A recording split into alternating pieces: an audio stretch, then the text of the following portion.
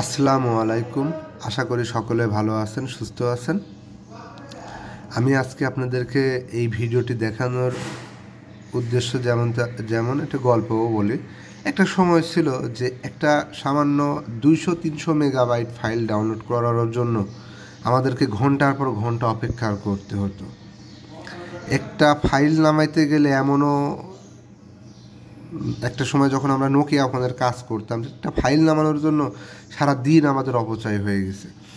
তো আমি ফার্স্ট যখন যেই দোকানে কাজ করতাম একটার সময়, তো সেখানে তখন আমরা বাংলায়ন চালাইতাম। তো বাংলায়ন চালাইতে হলো, তো আপনার নেটের ফ্রিকোয়েন্সি ছিল খুবই কম, অল্প রেঞ্জের মধ্যে ছাড়া ফাইল ডাউনলোড করতে মানে কানেকশন পাইতাম না, ফাইল ডাউনলোড করতে পারতাম না।